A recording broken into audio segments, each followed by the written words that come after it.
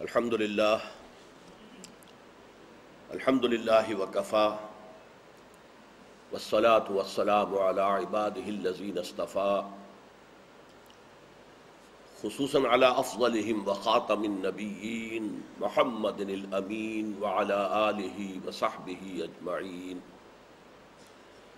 اما بعد فقد قال اللہ تبارک وتعالی کما ورد فی سورة الحدید: اعوذ باللہ من الشیطان الرجیم بسم اللہ الرحمن الرحیم. اعلموا انما الحیاة الدنیا لعب ولہو وزینۃ وتفاخر بینکم وتکاثر فی الاموال والاولاد کمثل غیث اعجب الکفار نباتہ ثم یہیج فتراہ مصفرا ثم یکون حطاما وفی الآخرۃ عذاب شدید ومغفرۃ من اللہ ورضوان وما الحیاۃ الدنیا الا متاع الغرور. سابقوا الی مغفرۃ من ربکم وجنۃ عرضها كعرض السماء والارض اعدت للذین آمنوا باللہ ورسلہ ذلك فضل اللہ یؤتیہ من یشاء واللہ ذو الفضل العظیم. صدق اللہ العظیم. رب اشرح لی صدری ویسر لی امری واحلل عقدۃ من لسانی یفقہوا قولی. اللہم ربنا الہمنا رشدنا واعذنا من شرور انفسنا. اللہم ارنا الحق حقا وارزقنا اتباعہ وارنا الباطل باطلا وارزقنا اجتنابہ. اللہم وفقنا لما تحب وترضى. اللہم ربنا انا نسألک الجنہ ونعوذ بک من النار. آمین یا رب العالمین. پچھلے درس میں اگرچہ صدیقین اور شہداء کے ضمن میں گفتگو ایک حد تک مکمل ہو گئی تھی اور بعض احباب نے اس کی بہت تحسین فرمائی، میں ان کا ممنون ہوں کہ یہ جو غامض ایک بہت ہی دقیق مسئلہ ہے، قرآن مجید میں الفاظ یوں ہی نہیں آ جاتے، بلکہ یہ کہ جو غالب نے اپنے بارے میں کہا ہے کہ زیر ہر لفظ غالب چیدام میں خان آئے. غالب کے ہر لفظ کے اندر ایک میخانہ جو ہے وہ مضمر ہے، ایک پورا یوں سمجھیے کہ علم کا ایک خزانہ موجود ہے. اسی طریقے سے اس نے یہ کہا ہے کہ گنجینہ معنی کا طلسم اس کو سمجھیو جو لفظ کے غالب میرے اشعار میں آوے. میرے اشعار میں جو الفاظ آتے ہیں یہ یوں ہی نہیں آ جاتے، بلکہ ان میں سے ہر لفظ جو ہے گنجینہ معنی، یعنی معنی کا، مفہوم کا، فہم کا، معرفت کا، ادراک کا ایک خزانہ ہے. گنجینہ معنی کا طلسم اس کو سمجھیو جو لفظ کے غالب میرے اشعار میں آوے. اسی طرح معاملہ یہ غالب نے جو خطالی کی ہے اس کے بارے میں یہ بات کہنا جو ہے درست نہیں ہے. بھرتی کے شعر بھی اس کے دیوان میں موجود ہیں، لیکن یہ قرآن کے بارے میں یہ الفاظ 100% درست ہے. تو ہم نے جو کچھ پڑھا ہے پچھلی مرتبہ اس کا خلاصہ کیا ہے؟ اگر کوئی بندہ مومن جو ایمان کا دعوے دار ہے وہ اپنے باطن میں جھانکتا ہے اور محسوس کرتا ہے کہ خانہ قلب میں تو ویرانی ہے، دل میں تو ایمان کا نور یا ایمان کی روشنی یا ایمان کی حرارت موجود نہیں ہے، تو مایوس نہ ہو. جان لو جیسے تم دیکھتے ہو زمین مردہ پڑی ہوتی ہے، پھر بارش برستی ہے تو زندہ ہو جاتی ہے، ایسے ہی اللہ تعالیٰ تمہارے دلوں کی مردہ زمین کو بھی اثر نو حیات تازہ سے سرفراز کر سکتا ہے. البتہ ایک کام تمہیں کرنا ہوگا. انسان کی معنوی شخصیت کے ارتقاء میں ایک ہماری ظاہری شخصیت ہے، یہ ہاتھ پاؤں جو میرے آپ کو نظر آ رہے ہیں، آپ کے مجھے نظر آ رہے ہیں، ایک میرے اور آپ کے اندر چھپی ہوئی معنوی شخصیت ہے، باطنی شخصیت. تو انسان کی معنوی شخصیت کے ارتقاء کو روکنے والی شے، جس کو میں نے مثال دی تھی، اس کے لیے بریک لگا ہوا ہو جیسے گاڑی کو. اب آپ نے انجن سٹارٹ کر لیا ہے، پھر آپ ایکسلریٹر دبا رہے ہیں، گاڑی نہیں چل رہی، بریک لگی ہوئی. تو بریک نہیں کھولیں گے تو گاڑی نہیں چلے گی۔ اسی طرح مانوی شخصیت میں بریک ہوتا ہے حب دنیا، جس کا سب سے بڑا مظہر ہے حب مال۔ اس بریک کو کھولو، مال کی محبت کھرچ کر دل سے نکال دو، اس کے بعد گاڑی تمہاری چلے گی، فراٹے بھرے گی۔ البتہ یہ ہے کہ یہ دو مختلف راستوں پہ چلے گی، یا اس پہ یا اس پہ۔ اگر تمہارا مزاج انٹروورٹس میں سے تھا، تم بہت ہی سنجیدگی سے غور و فکر کرنے والے انسان تھے، دروں بین تھے، اپنے اندر جھانکنے والے، اپنے من میں ڈوب کر پا جا سراغ زندگی، اقبال نے اس کو اس طور سے ادا کیا ہے۔ اور اگر تمہارے اندر اخلاقی حس جو اللہ نے رکھی ہوئی ہے، وَنَفْسٍ وَمَا سَوَّاهَا فَأَلْهَمَهَا فُجُورَهَا وَتَقْوَاهَا، نیکی اور بدی کا امتیاز تمہارے اندر رکھا، وہ کوئی بیدار ہے، انسانی ہمدردی کا کوئی مادہ موجود ہے، تو تم صدیقیت کے مقام تک جا سکتے ہو، جو مقام نبوت سے بہت قریب ہے۔ نبوت آؤٹ آف باؤنڈس ہے، پہلے بھی اکتسابی نہیں تھی، کوئی اپنی محنت سے نبوت حاصل نہیں کر سکتا تھا، مشقت سے، ریاضت سے، عبادت سے نہیں، وہ وہبی چیز تھی، اللہ کی طرف سے عطا ہوتی تھی، اور اب حضور کے بعد اس کا دروازہ بند۔ تو تم صدیقیت کے مقام کو پہنچ سکتے ہو، جو مقام نبوت سے بہت قریب ہے۔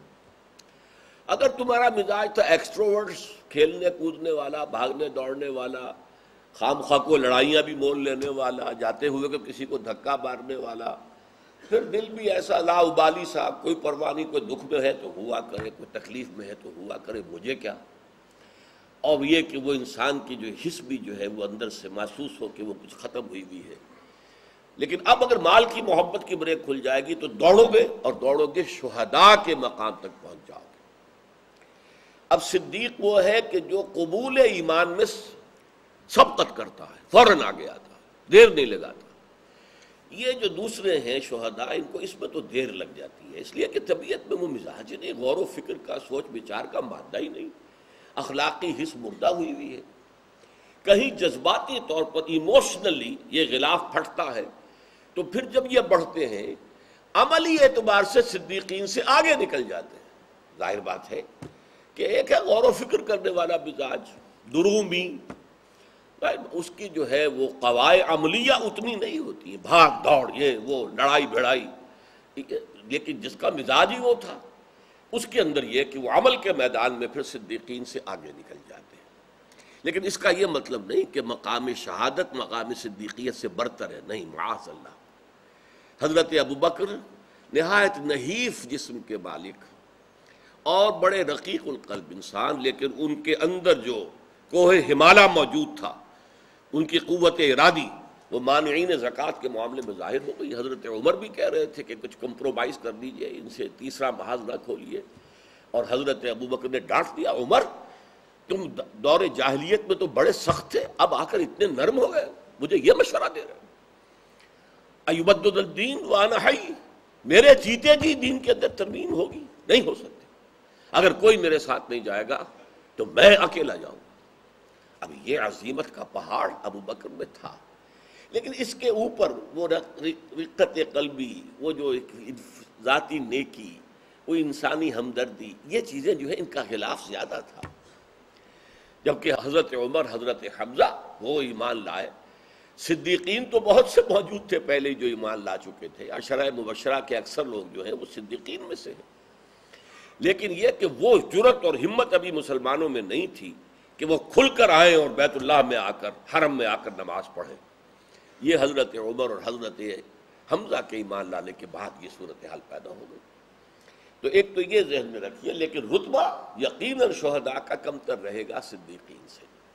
آخری بات میں کہہ رہا تھا، مجھے توجہ منعطف کرائی گئی کہ وہ بات رہ گئی۔ میں نے کہا تھا ایمبیورٹ لوگ یہ بہت شاذ جن میں یہ دونوں چیزیں، قواعد فکری، قواعد ذہنی، اور انسان کے اندر کی حس نیکی کی اور بدی کی فرق کی، یہ بھی موجود، اور بھاگ دوڑ، سعی، جہد، جد و جہد، یہ بھی موجود، اور یہ انتہائی متوازن ہوں۔ اس کی صرف ایک مثال ہے پوری تاریخ انسانی میں، اور وہ محمد الرسول اللہ صلی اللہ علیہ وسلم۔ میں وہی الفاظ کہہ رہا ہوں جو ڈاکٹر مائیکل ہارٹ نے کہے ہیں کہ تاریخ انسانی میں ایک ہی شخص ہے پورا کہ جو سیکولر اور مذہبی دونوں لیولز پر انتہائی کامیاب ہے، supremely successful at both the secular and religious levels, ایک ہی آدمی ہے۔ اسی طرح میں کہہ رہا ہوں کہ کامل ایمبیورٹ صرف ایک ہے، وہ محمد صلی اللہ علیہ وسلم۔ باقی انبیاء میں بھی کوئی صدیق النبیہ ہے، کوئی رسول النبیہ ہے، یہ میرا ایک مضمون ہے۔ ایمبیورٹس البتہ اچھا ایک معنی میں جدید سائیکالوجی میں ایمبیورٹ جو ہے اس کے اندر اندیشہ ہوتا ہے۔ یہ جو توازن ہے یہ ذرا سا اگر کہیں ڈسٹرب ہو جائے تو انسان ذہنی مریض ہو جاتا ہے۔ اس توازن کا برقرار رکھنا آسان نہیں ہے۔ جیسے میں نے کہا ایک انسان، اب اگر کسی دوسرے انسان کے اندر یہ شخصیت ہے کہ دونوں پہلو موجود ہیں تو اسے برقرار رکھنا بہت مشکل ہے۔ صحابہ کرام میں صرف ایک حضور کے صحابی ہیں جو ایمبیورٹ، اور وہ حضرت علی ہے رضی اللہ تعالی۔ آپ کو معلوم ہے ایک طرف علم میں بہت بلند، فکر میں بہت بلند، اقضاہم علی، صحیح فیصلوں تک پہنچنے کی صلاحیت سب سے بڑھ کر میرے صحابہ میں علی کے اندر ہے۔ فکری، نظری، عربی گرامر انہوں نے مرتب کی ہے، بہت بڑے شاعر، بہت بڑے خطیب، ساتھ ہی میدان جنگ میں ان کے جوہر، ان کے تلوار جو بھی جوہر دکھاتی تھی وہ سب کو معلوم ہے۔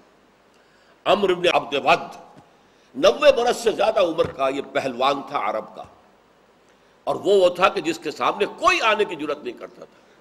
اس بڑھاپے کے اندر بھی وہ غزوہ احزاب میں آیا ہے، اور کسی اور کافر کو، کسی اور مشرک کو جرت نہیں ہوئی کہ وہ جو خندق کھودی گئی تھی اسے پھلانگ کر آ جائے مسلمانوں کے میدان میں، گویا کہ شیروں کے نرغے میں آ جائے۔ خندق ہے، کفار کا لشکر ہوتا ہے، مسلمان ادھر ہیں، اب جو پھلانگ کر آ رہا تھا تو شیروں کے نرغے میں آ گیا نا، گویا کہ وہ شیروں کے جو ان کا غار ہے اس میں داخل ہو گیا۔ اس نے ایڑ لگائی ہے اپنے گھوڑے کو اور چھلانگ لگائی ہے، اس کو پار کیا، آ گیا۔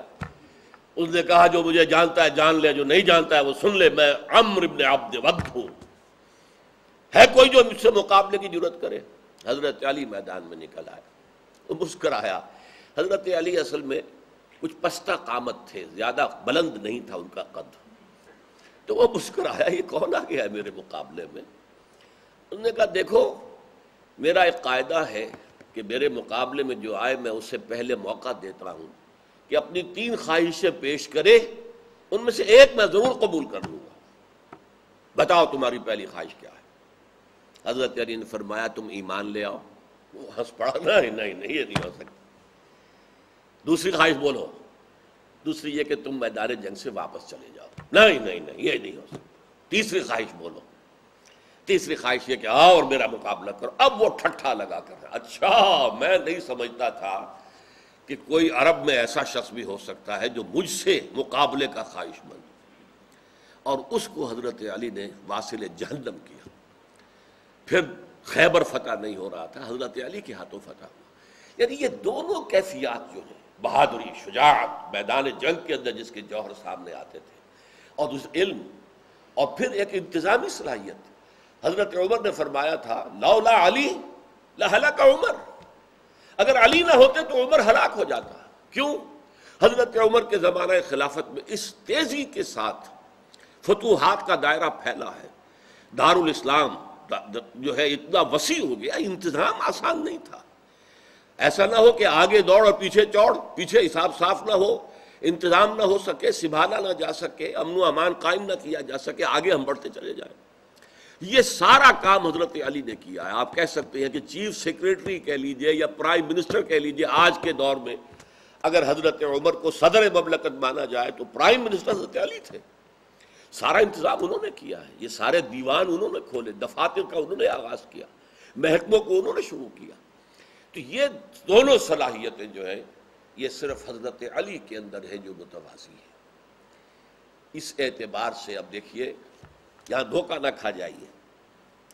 آپ کے دل میں خیال پیدا ہوا ہوگا پھر تو حضرت علی ہی کو افضل ہونا چاہیے، ابو بکر پر بھی، عمر پر بھی اور عثمان پر بھی۔ نہیں، ٹوٹل شخصیت کو سامنے رکھ کر ہوئی ہے کہ ٹوٹل شخصیت کے اعتبار سے جو تمام انسانوں میں سب سے افضل ہے نبیوں کے بعد وہ حضرت ابو بکر ہے، پھر حضرت عمر ہے، پھر عثمان ہے۔ عثمان صدیقین میں سے ہے، لیکن وہ رتبے کے اعتبار سے حضرت عمر کے بعد آتے ہیں۔ حضرت علی جیسا کہ میں نے عرض کیا ایمبی ورڈس میں سے ہے۔ اسی کو اصل میں اہل تشیع ایک لفظ استعمال کرتے ہیں، میں بعض چیزیں ان کا قائل ہوں۔ وہ تینت کا ایک فلسفہ ان کے ہاں، تین کہتے ہیں مٹی کو۔ اب ایک مٹی سے بنا ہے، کوئی دوسرا دوسری مٹی سے بنا ہے، کوئی تیسرا تیسری مٹی سے بنا ہے۔ وہ کہتے ہیں کہ حضور اور علی کی تینت ایک ہے، مٹی ایک ہی ہے جس سے کہ دونوں کی تخلیق ہوئی ہے۔ اسی کو میں کہہ رہا ہوں کہ ایمبی ورڈ، کامل ایمبی ورڈ نبی اکرم صلی اللہ علیہ وسلم۔ اور صحابہ میں ایمبی ورڈ کی سب سے بڑی مثال تو حضرت علی ہے رضی اللہ تعالیٰ عنہ، لیکن درجہ بندی میں سب سے اوپر ابو بکر ہے۔ افضل البشر بعد الانبیاء بالتحقیق ابو بکر صدیق، پھر حضرت عمر ہے، پھر حضرت عثمان ہے، پھر حضرت علی ہے رضی اللہ تعالی عنہم اجمعین۔ اب جو اگلا حصہ اس سورہ مبارکہ کا، جو 3 آیات میں نے تلاوت کی ہیں، ان 3 میں دنیا کی زندگی، دیکھیے ایک میں نے کہا تھا حب مال، حب مال مظہر ہے حب دنیا کا۔ حب دنیا گویا کہ وہ ایک گلیشیئر کے مانند ہے، حب دنیا، اس کے چوٹی کیا ہے، ٹپ آف دی گلیشیئر جو ہے، ٹپ آف دی آئس برگ، وہ کیا ہے، حب مال۔ تو حب مال کی بات تو ہو گئی، وہ بریک ہے، اسے کھولو گے تو آگے بڑھو گے، صدیقیت تک بھی پہنچ سکتے ہو اور شہادت کے درجے تک بھی۔ اور شہادت کا مطلب اللہ کے راستے میں شہید قتل ہو جانا نہیں ہے، وہ میں بیان کر چکا ہوں کہ بعض اصطلاحات ہمارے ہاں ایسی آ گئی ہیں کہ جو اوور لیپ کر گئی ہیں، اصل مفہوم کو انہوں نے پیچھے چھپا دیا ہے۔ بہرحال دین کی تبلیغ اور دعوت میں جو اصل دست و بازو بنتے ہیں محمد الرسول اللہ صلی اللہ علیہ وسلم کے، وہ شہداء ہیں، آگے بڑھانے میں کام کو۔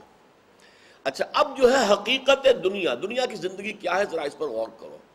اور یہ بھی اس سورہ مبارکہ کی عظیم ترین آیات میں سے ہے، اس کا کوئی مصنع میرے علم کی حد تک قرآن میں نہیں ہے۔ اعلموا، جان لو، انما الحیات الدنیا، یہ حیات دنیاوی کیا ہے؟ دنیا کہتے ہیں ادنا کا، یہ مؤنث ہے، ادنا قریب ترین، ادنو دونو قریب آ جاؤ، قریب آ جاؤ، تو اسی طریقے سے ادنا قریب ترین، یہ زندگی ادنا ہے۔ دنیا ادنا مذکر ہے، دنیا اس کا مؤنث ہے، وہ آخرہ ہے، وہ بعد میں آنے والی، وہ پیچھے آنے والی زندگی ہے، تو حیات الدنیا۔ اس کو عاجلہ بھی کہا گیا ہے، حب العاجلہ، یہ عاجلہ ہے، فوری طور پر موجود ہے ہمارے سامنے، اس کی لذت جو ہے وہ بھی نقد ہے، اس کے اندر تکلیف اور دکھ جو ہے وہ بھی نقد ہے، فوراً محسوس ہوتا ہے۔ آخرہ اس کی لذت بھی بعد میں ملے گی اور اس کا عذاب بھی جو ہے بعد میں آنے والا ہے۔ لیکن یہ حقیقت دنیا جو ہے، دنیا کی زندگی کی حقیقت کیا ہے؟ میں نے عرض کیا کہ یہ بھی اس سورہ مبارکہ کی عظیم ترین آیات میں سے ہے۔ اعلموا انما الحیات الدنیا لعب ولہو وزینۃ وتفاخر بینکم وتکاثر فی الاموال والاولاد۔ دیکھیے یہ 5 الفاظ جو آئے ہیں یہاں پر، بالکل جیسے نفاق کے بارے میں آیا، وَلَٰكِنَّكُمْ فَتَنْتُمْ أَنفُسَكُمْ وَتَرَبَّصْتُمْ وَارْتَبْتُمْ وَغَرَّتْكُمُ الْأَمَانِيُّ حَتَّىٰ جَاءَ أَمْرُ اللَّهِ وَغَرَّكُمْ بِاللَّهِ الْغُرُورُ۔ 5 باتیں آئی تھیں، اسی طرح 5 باتیں آ رہی۔ یہ دنیا کی زندگی کیا ہے؟ کھیل ہے، کچھ لذت پرستی ہے، لہو، زینت ہے، بناؤ سنگھار، تفاخر بینکم ہے، آپس میں ایک دوسرے پر فخر کرنا، وتکاثر فی الاموال والاولاد، اور مال اور اولاد کی کثرت حاصل کرنا، زیادہ سے زیادہ مال اور اولاد جمع کرنا۔ یہ 5 الفاظ جو ہے قرآن میں ایک ہی مقام ہے جس میں اس طریقے سے آئے ہیں۔ عام محاورہ کیا ہے؟ اس میں لہو کو پہلے لاتے ہیں، لہو و لعب، اردو میں بھی آپ کو لہو و لعب، لہو و لعب، لہو و لعب، لہو پہلے لعب بعد میں۔ سورہ عنکبوت میں ہم پڑھ چکے ہیں، وَمَا الْحَيَاةُ الدُّنْيَا إِلَّا لَهْوٌ وَلَعِبٌ وَإِنَّ الدَّارَ الْآخِرَةَ لَهِيَ الْحَيَوَانُ لَوْ كَانُوا يَعْلَمُونَ۔ یہ دنیا کی زندگی تو بس وہ ایک لذت پرستی ہے یا کھیل کود ہے، بس اصل زندگی تو آخرت کی زندگی ہے، کاش کہ انہیں معلوم ہوتا۔ تو محاورے میں لہو پہلے آتا ہے، لعب بعد میں آتا ہے، لہو و لعب، یہاں لعب پہلے آیا، پھر لہو آیا، پھر زینت آیا، پھر تفاخر آیا، پھر تکاثر آیا۔ یہ میں پھر کہہ رہا ہوں بغیر کسی فخر کے کہ اس کے اندر جھانکنے کی اللہ نے جو صلاحیت مجھے دی ہے، اس کے باطن کے اندر اس کے پردے جو ہیں ان کو اٹھا کر اس میں انسانی زندگی کے نفسیاتی 5 دور ہیں، نفسیاتی اعتبار سے اندر سے۔ زندگی کا سب سے پہلا دور کیا ہے؟ بچپن کا، لڑکپن، کھیل کود۔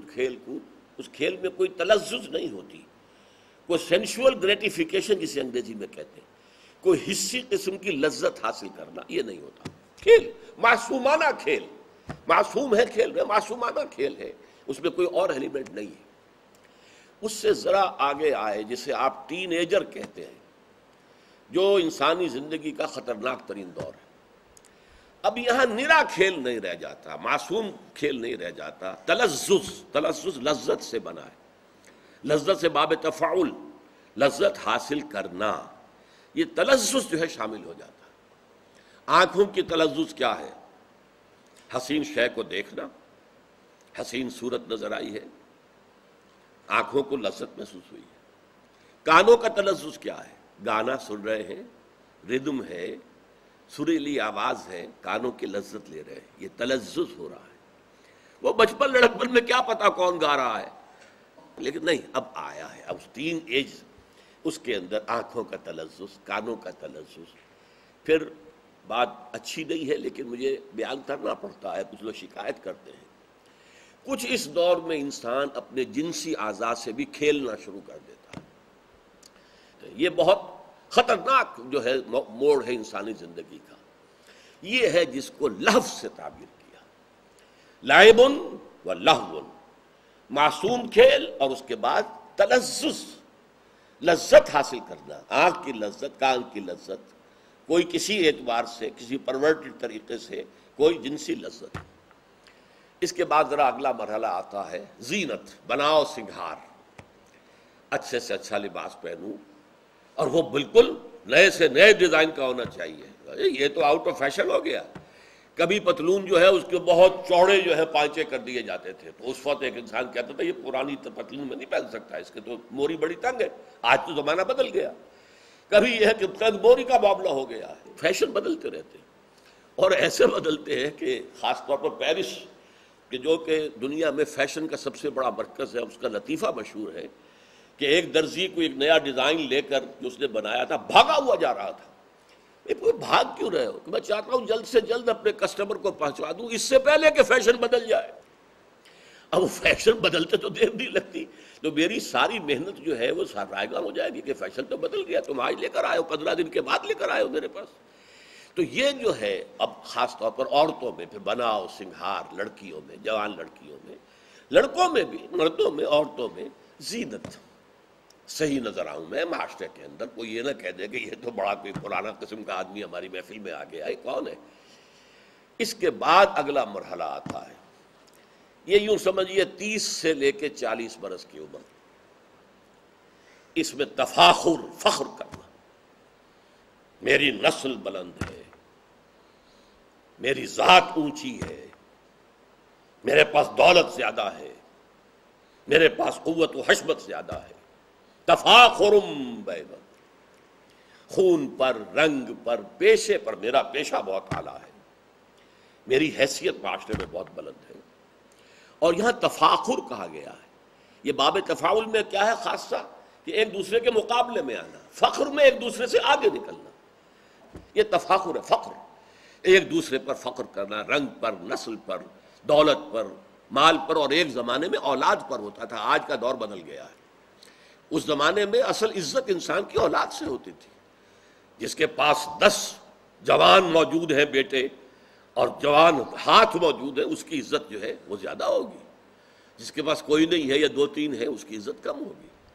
مجھے لطیفہ یاد ہے، میرے کلاس فیلو نے میڈیکل کالج میں سنایا تھا کہ ایک بوڑھے آدمی کے 11 بیٹے تھے، لیکن 11 کے 11 کو اس نے پڑھا دیا، ڈاکٹر 5-6 تو ان میں سے ڈاکٹر تھے اور اعلیٰ عہدوں پر چلے گئے، اور ایک کوئی اس کا قریبی رشتہ دار تھا، اس کے 2 بیٹے تھے، انہوں نے کچھ پڑھا لکھا نہیں۔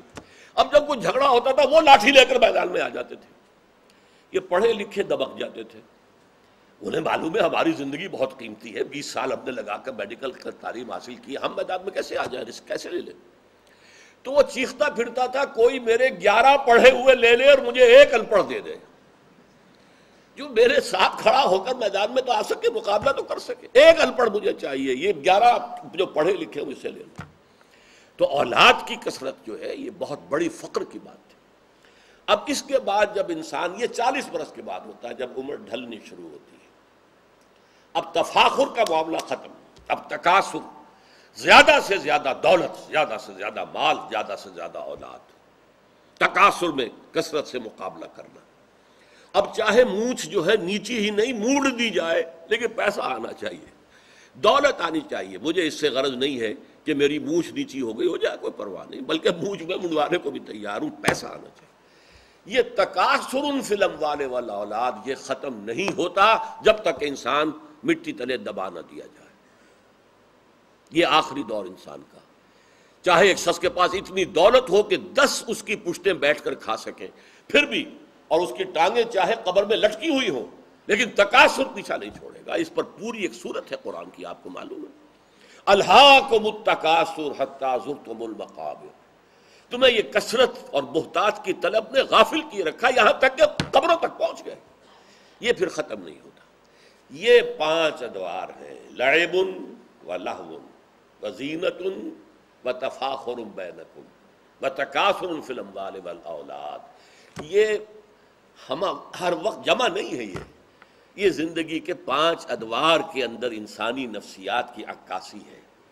شروع میں معصوم کھیل، پھر کھیل مگر تلذذ کے ساتھ، آنکھوں کا تلذذ، کانوں کا تلذذ، جنسی تلذذ، پھر بناؤ سنگھار فیشن کے مطابق، ہر شے فٹ فاٹ ہونی چاہیے، پھر فخر، میری چاہے دولت جو ہے وہ مجھے بیچنی پڑے، اونچ نیچی نہ ہو میری، اور پھر تکاثر، مال آنا چاہیے، دولت آنی چاہیے، اولاد کی کثرت ہونی چاہیے، چاہے مونچھ نہ صرف یہ کہ نیچی ہو جائے بلکہ مونچھ دینی پڑے۔ یہ 5 ادوار ہیں جس کے بعد بالآخر انسان قبر کے اندر اتار دیا جاتا ہے۔ یہ ہے حیات دنیاوی، غور کر لو یہ ہے کیا؟